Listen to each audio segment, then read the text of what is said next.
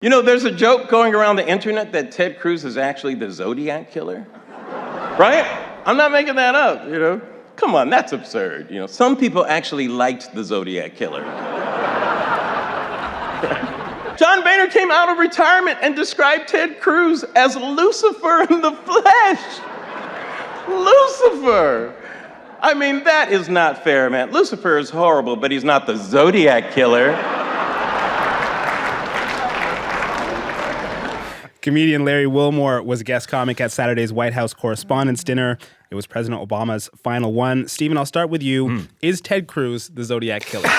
Who knows? You know, I noticed that when his announcement, somebody circled all the ZODIACs in it, and it came, they were in order.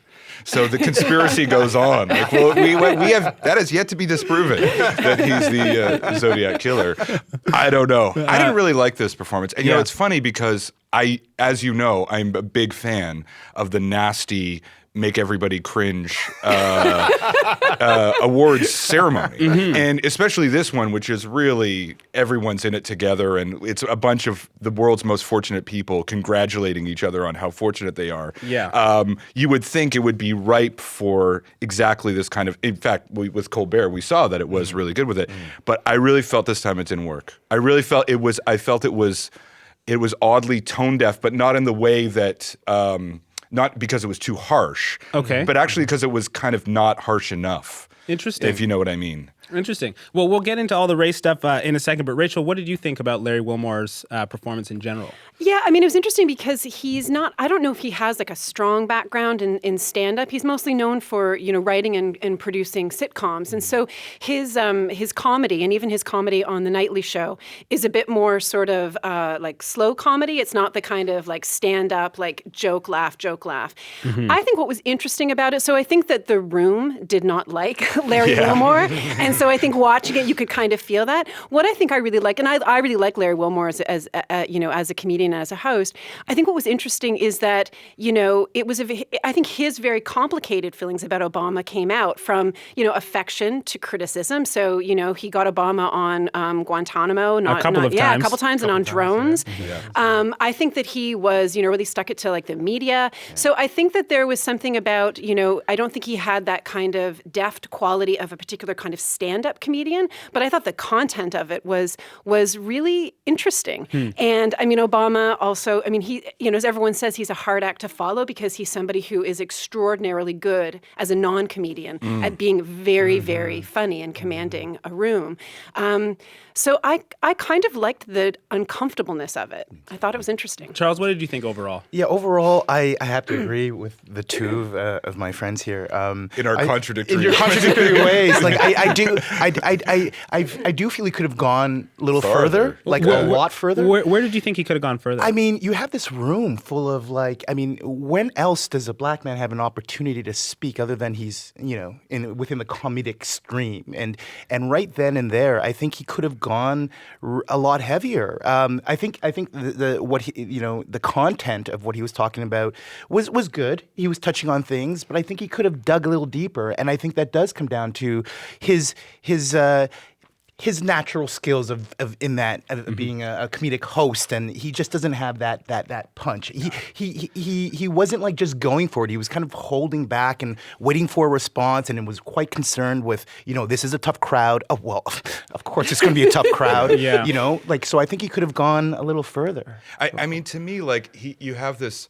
Like, calling Fox News anchors racist you're just like, first of all, I mean, literally, these guys spend their 20s working out exactly how they're going to respond to being called racist, right? Like, it doesn't hurt them at all. It's like they know exactly how to work around these kind of accusations. Like, so that's not impressive. And the other thing, it just felt like old-fashioned to me. Like, when you compare it to Key and Peele, when he did Luther, the Luther anger translator, like, that was hilarious and angry and also it really hit on various points. And it also mocked Obama.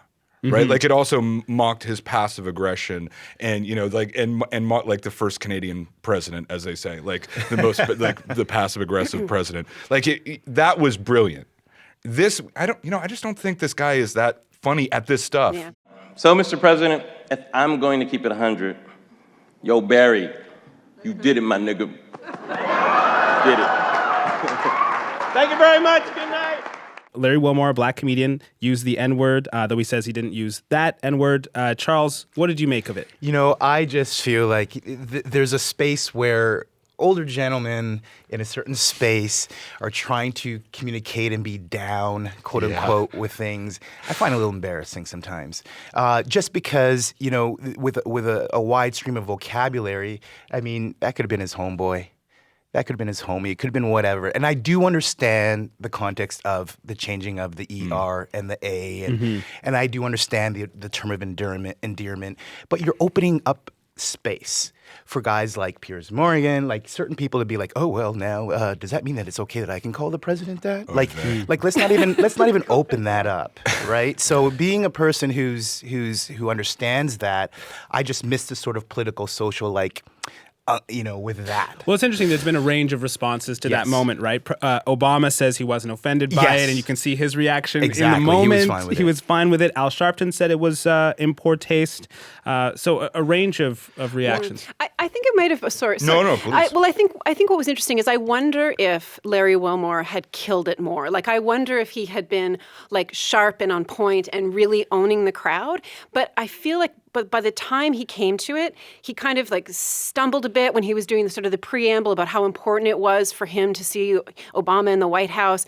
And so I feel like I wonder if a different delivery, if the routine beforehand, from a technical standpoint, that if you're going to go there, if you're going to go there with the President of the United States and say something like that, that you have to sell that, like you have to stick it.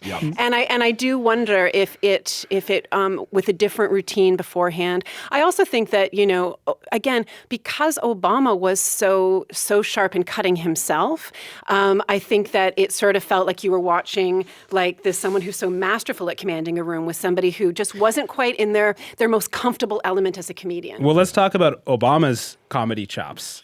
How has Obama changed the way presidents use comedy? He's amazing at it. Amazing. Well, I mean, the thing is, like, you know, as we're coming to the end of this turn, Reagan was also able to tell jokes, and he did it often and he did it well. He wasn't as good as Obama, but he was still very capable of playing that kind of humor in all kinds of different situations. But I mean, with Obama, you know, since Reagan, there certainly has been no politician who could tell a joke at all. But some good senses of humor. Really? I'm not sure Bill Clinton had that much of a sense of humor about himself. I don't George think. W., you don't think he had a... Well, I mean, I'm not sure he had the intelligence to charisma. be self-critical enough to be humorous. But I mean, certainly they're not on Obama's level. I think we can all agree with that. There is just this fluidity to this guy, this ability to seem totally human while performing without screwing up that is... you know, unprecedented. And we're really going to, whether it's Hillary Clinton or Donald Trump, who will be the funniest president in history, you know, they are not capable of this kind of manipulation. It's extraordinary. So it's almost become mandatory after Obama that a politician, now I'm getting them confused, a politician has to have some comedic chops. No, I don't agree with that because they don't have it. Like no one, Trump, they don't. Hillary Clinton should not try to make a joke. No, she should just do what she does best, which is totally understand policy and communicate it effectively. Only Obama can do this. It's a gift. I also think the thing with Obama is, you know, when you were talking about the, the Key and Peele joke about Luther, the anger translator, I think it's been through humor that Obama has been able to express himself. Like, I think that he has said, I am not going to lose my cool in public, but the place where it really feels like that comes through, and it allows him to take those jabs. So he taught, you know, he can take jabs at Trump. He can take jabs at the mainstream media. He can, and he does it through humor. And I think it's like he's channeled all the stuff that he doesn't let himself say. And I think that's why he's so effective when he does comedy. Last thoughts to you on Obama's comedy skills, Charles? I think he's phenomenal. I think it's just like this. He brushes things off in a certain way and finds a way to humanize an experience. There's only one Obama. Yeah. There's no one. I don't think we can even look at someone coming in and even trying to be as charismatic or attentive or like, you know, dropping the mic at the end of his speech. like even he. I mean, it was cool. It's cool when he does it. Yeah. Like, you know, and this has been, I mean, the most incredible 8 years of watching a gentleman like that just, you know, be himself and not put on these fronts and just here I am. So you know? he's unique. We don't need to send other candidates to No. Upright Citizens Brigade or anything I like think that. they're No. we're just setting Okay. setting people up to fail. Yeah.